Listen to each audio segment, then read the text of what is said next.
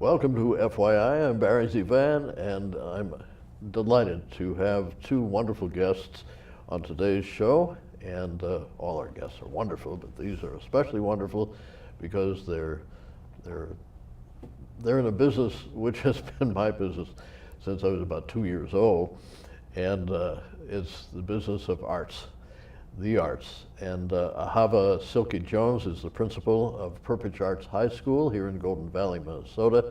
We only say Minnesota because this show is seen all over the world thanks to YouTube and thanks to CCX Media.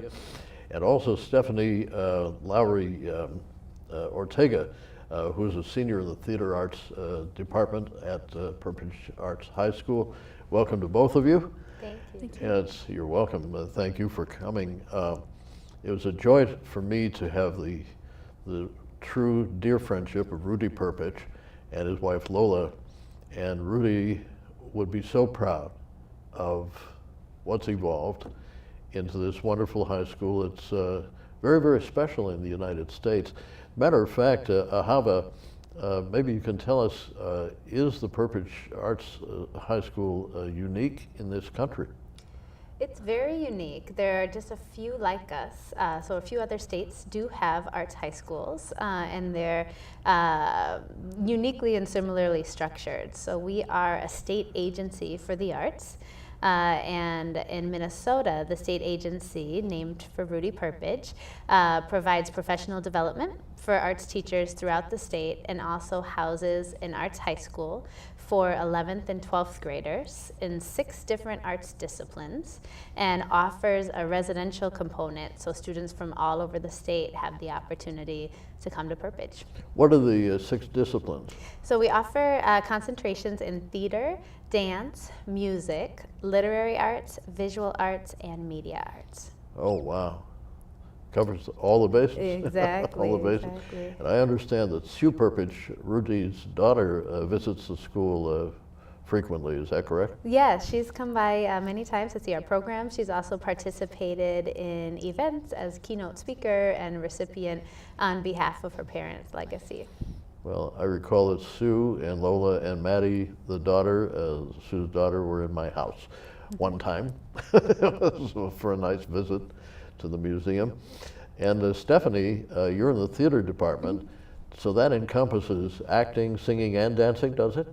Yes, it's primarily a focus on acting through, I would say, like 3/4 of the year. And right now we're in our musical theater track or focus with Seussical the Musical. Otherwise, we do a lot of work in directing, playwriting, theater history, and then mostly focus on like improv and acting. Oh, that's wonderful. Later in the show, of course, we'll ruin the show by doing this. We're going to show some photos of my early acting days at the Pittsburgh Playhouse and also in New York. You've been warned out there. We'll tell you when to adjust your sets, but it's kind of fun to share the fact. Acting is a very, very difficult profession. People, especially in movies, well, even in stage plays, they don't realize, those who are not in the profession, don't realize that remembering those lines, remembering what to do, especially on stage, because your stage movements, are part of the entire procedure, but especially learning those lines. I think I was telling you before the show, one of my dear friends, Frank Gorson, the late Frank Gorson now, but he and I grew up together in Pittsburgh before I moved to New York, and Frank, I understudied him in a play for a year called The Sunshine Boys, and him and Dick Van Patten, and who was also a childhood friend. But regardless, the thing that Frank said so frequently, said the thing that I hate most about acting, about this business, is learning those lines. He said, I hate it. I just hate it. And eventually, as you know, and people who are not in the business don't know, that's why a lot of actors, when they're in a particular production, whether it's a film or whether it's a stage play, they want to be left alone. They want to just, this is their life, to cement those lines into their heads, and especially in stage plays. So congratulations on knowing that part of it. Yeah, thank you. Did that scare you, or was that a surprise to you when you first learned that? I've been doing theater for quite a long time, and I actually started doing speech, and I did like the dramatics interpretation category in forensics. So I've been learning lines for a really long time, but it was kind of a little bit of a rude awakening. I'm like, oh, this isn't just about like heart and intuition. This is an academic process as well. Yeah. Yeah. The longest play I ever did was 88 pages of dialogue, and that was enough. That was enough. That was Last of the Red Hot Lovers here at the Friars Dinner Theater, which no longer exists in Minneapolis, but it was quite a tour de force to do. The children, I shouldn't call them children, students, they don't like to be called children, not in their late teens, but anyway, the students who attend the Perpich Arts High School, what are the criteria for getting into the school? Are there something special they have to do? Yeah, all of our students go through an admissions review process. We're one of the only schools in the state that actually has a process through which students have to apply to get in.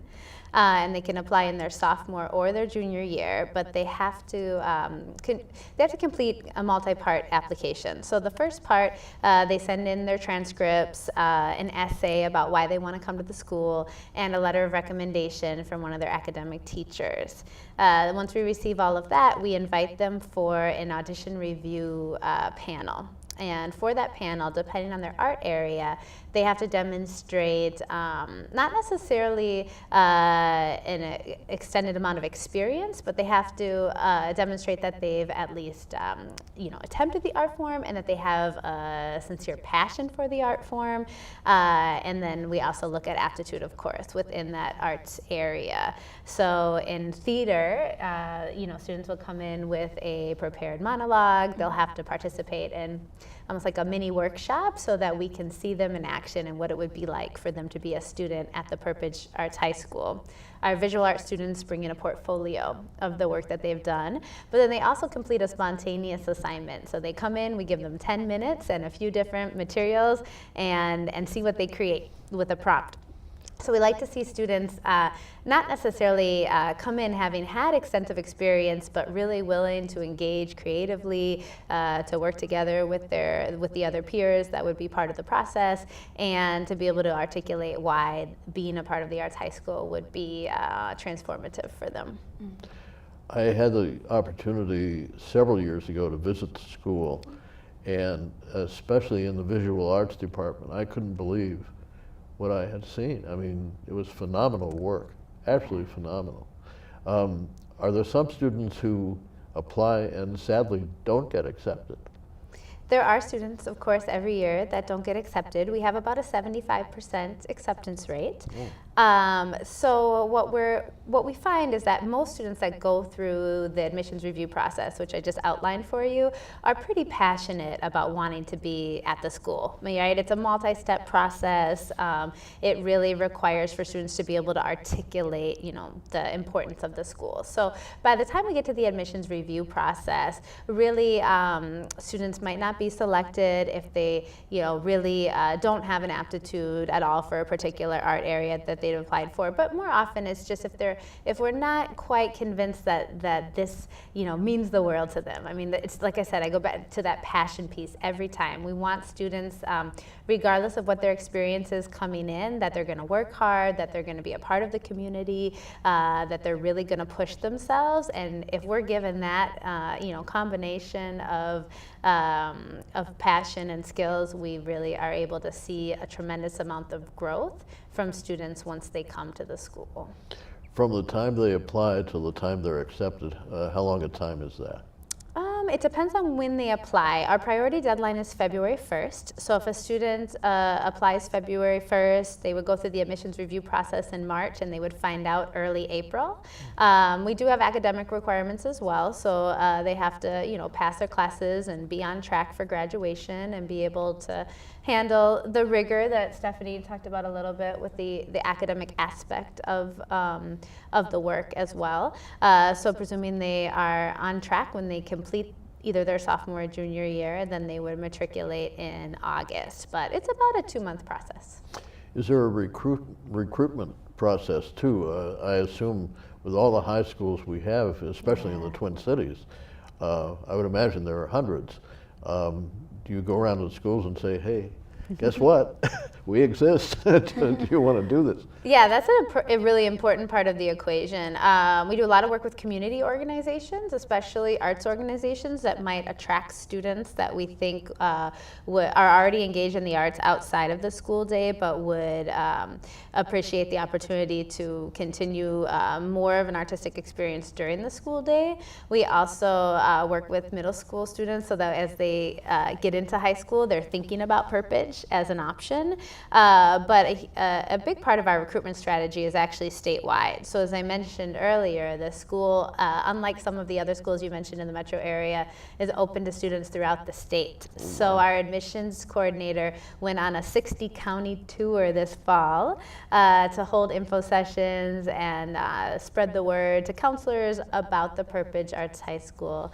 And then we rely a lot on our students and our alumni that are from small towns throughout the state to spread the word that this opportunity exists. Well, it's wonderful. Now, what about, say somebody would be from say, Moorhead or Fergus Falls or wherever, what happens with their housing? Do the parents say, okay, this is what he or she wants? Okay, we'll find them a group to house with, or how does that work? No, we actually have a dorm on campus. Oh my So gosh. for students that live in greater Minnesota, their parents do have to, let them go away from home at a younger age than the traditional college time. But we have a dorm right on campus, so students can live at the Perpich Arts High School. Now, if they live within a 15-mile radius, we do require that they go home every weekend, so we want to maintain that connection with their families. And then even for our students that might live 4 or 5 hours away, we do a mandatory dorm close once a month. And once again, that is to allow students to reconnect with families. So it's a 3-day break. So there's usually no school on that Friday or Monday, and we'll have a staff professional development day so that students have time to reconnect with families. It's wonderful, very well thought out by those who created the school. That's marvelous. Do you feel, Stephanie, that you're able to get what you need to move to the next step, which would be, as we talked before the program, New York, to try to hit Broadway and so forth? Do you feel that it's strong enough?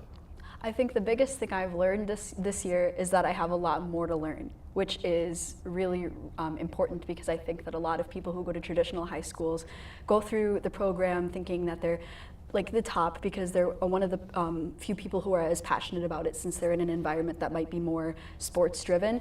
And so I think that to be in an environment like Perpich, where you realize that there are people who have been doing this a lot longer than you and might know more than you, you realize that you have to just do that much more work, and that it's a lifetime commitment. It's not just, hey, I'm talented, I'm gonna jump right in. It's I gotta work for the rest of my life to get there, and that's been a really great thing to learn, and I'm surrounded by a lot of passionate, talented people, and I'm learning a lot just at Perpich, so.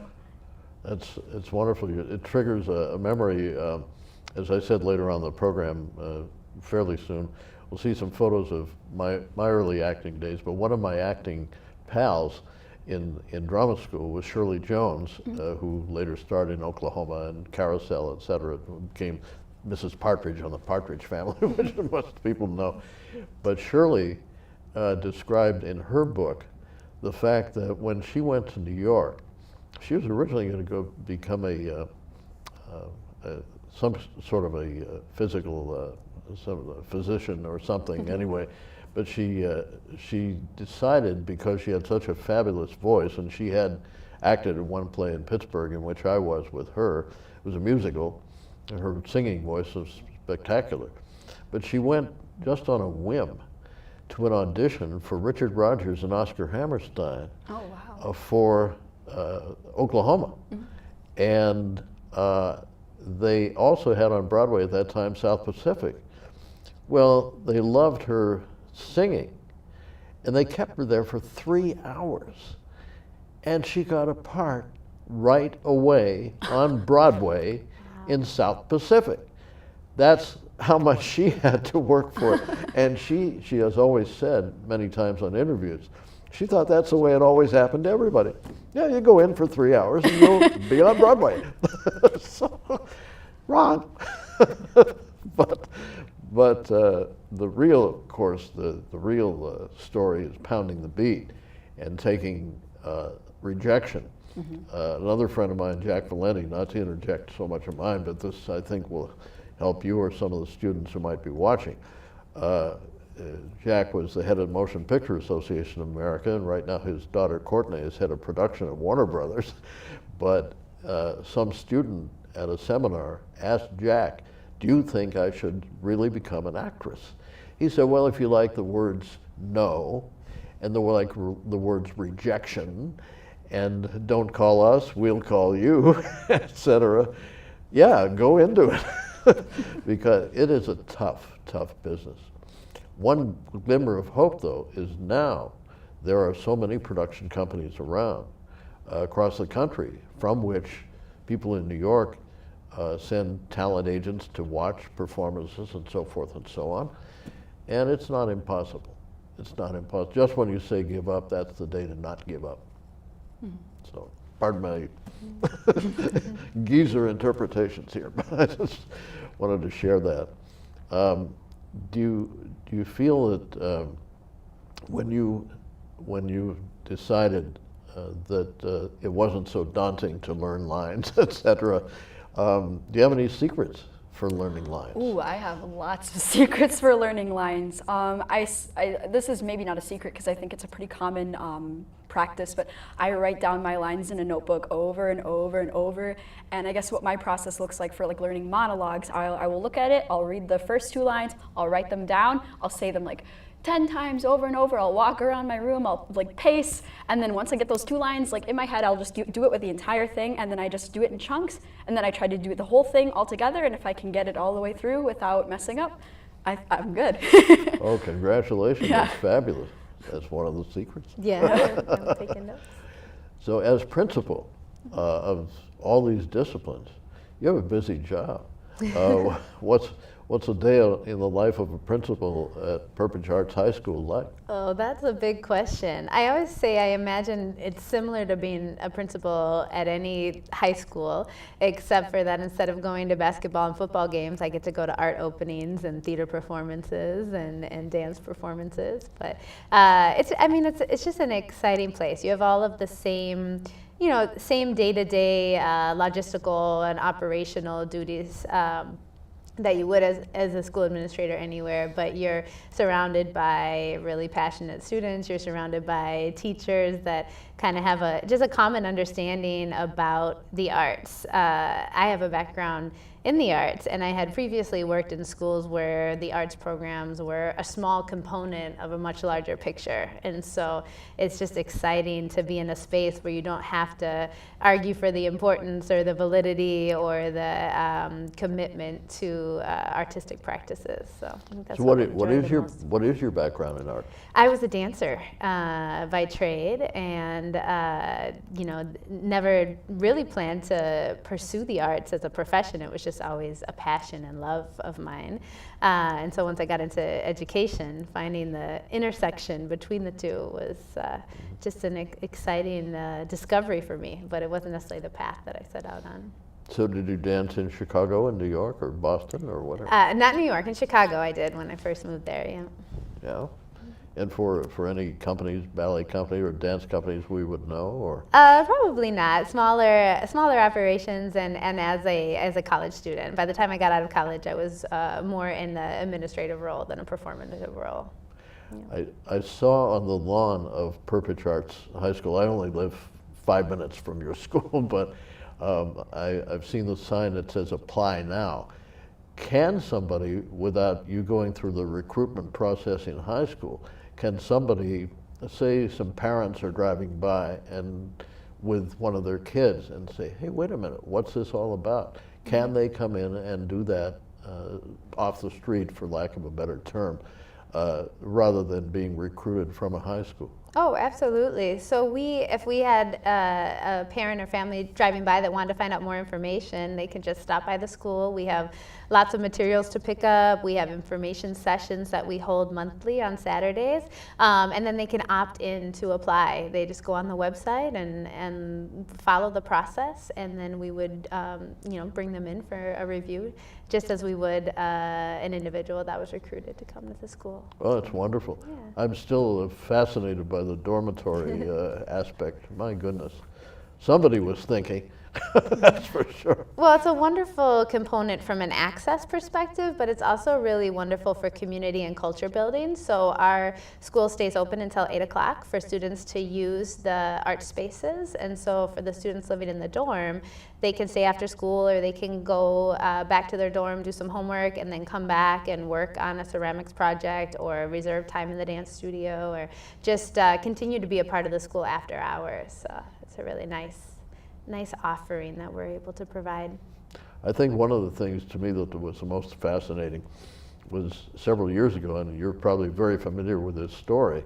One of the students had an affection for Julie Andrews, and of course, Julie, one of the gigantic giants of this business, and I think he wrote her a note in Switzerland about the school or something, and by golly, she visited the Perpich Arts High School. Wow. Did you know that? I did not. Yeah, she was here. In fact, Channel 11 here covered the story because they're based in Golden Valley too, as are you, but it was phenomenal because I was told how she got here, and it was just, God bless her, she took to this letter from this student saying, please come to our school and talk about your life.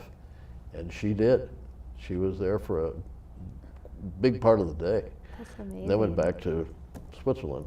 Anyway, yeah, phenomenal. I would like to share, just for the fun of it, and these pictures, by the way, are in my book. We'll shamelessly plug at the end of the show, as we do always. But I want to share right now some pictures of my early acting days. And what you'll see right now are some of the photos from my acting at the Pittsburgh Playhouse with Shirley-Jones, by the way, not in these photos, but Shirley and I took our first drama lessons together there before she became Miss Pittsburgh in 1951. But we took our drama lessons in 1948, and as these pictures are flying by, you'll see in a play called The Happy Time, one of the actors with whom I'm seen became the husband of a lady named Jean Stapleton, who became Archie Bunker's wife in All in the Family, and of course, a wonderful actress. And my older daughter, when we were living in Washington, D.C., had a mini date with Jean Stapleton's son, John Putch, who the drama teacher's name was Bill Putch. And so whenever we would see Jean on screen, we would say, well, there's the mother of you, the person you dated. So there you go.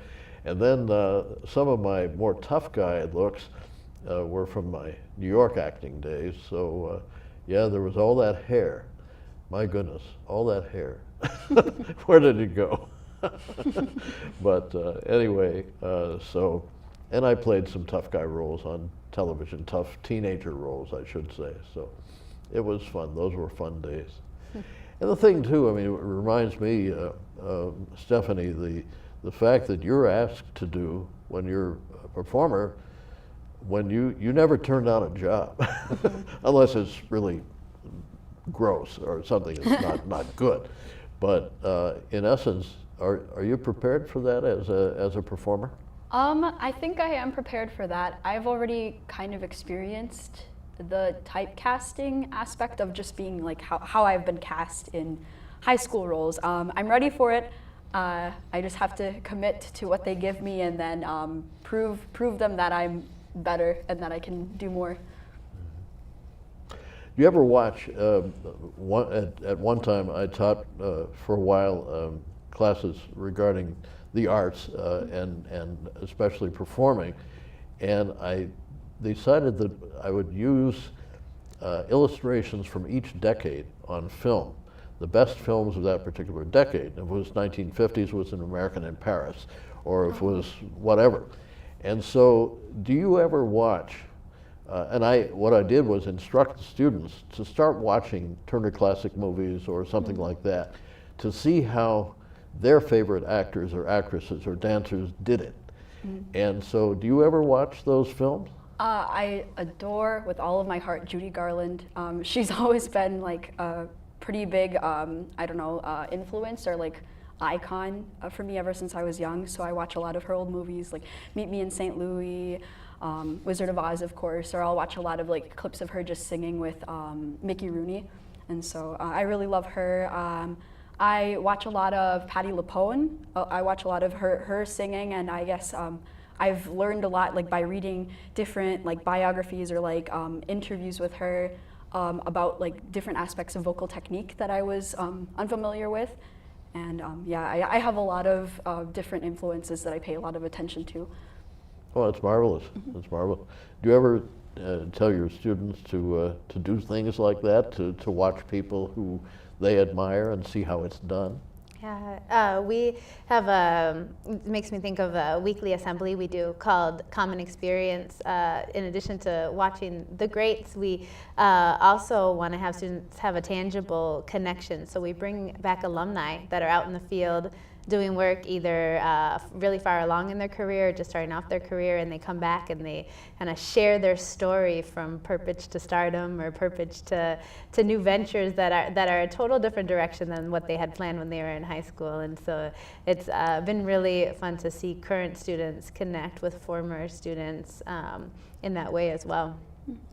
You must get a joy out of every graduation. And a Perpich graduation is unlike any other graduation you've seen. So we do our graduation at the University of Minnesota Ted Mann Hall, and every art area presents their work as a part of the graduation ceremony. And then we have a senior student speaker that is the MC for the event. So it's a joyous event. We'd love to invite you this year if you're thank available. you. I'd love to be there. Thank you. Is it in June? Or? Yeah, it's June 8th this year. My goodness, wonderful. Yeah, we'd love to have you as our guest. What an honor. Thank you so much. It's been an honor to interview you, and I can't thank you enough, and I hope people will start looking at signing up because this is a great opportunity and quite unique. Thanks to Ahava Silkey-Jones, and of course to Stephanie Lowry-Ortega for being here. And now the shameless plug. Actually there's a Judy Garland story in my book. Judy sang to me directly on the stage of the Palace Theater in New York at one time, and her daughter Liza Minnelli was a babysitter for my kids once. And that was in Las Vegas. But it's all in here in the book. It's called Barry ZeVAN, My Life Among the Giants. It's available on Amazon. And there are a lot of stories in here about which you would think you would know, but you really don't. So if you feel so inclined, please visit Amazon and visit us again too, right here on FYI with Barry ZeVAN. We have some very exciting guests continuing to grace us here in this studio coming up in the coming weeks and months. So please be with us, and until then, see you next time.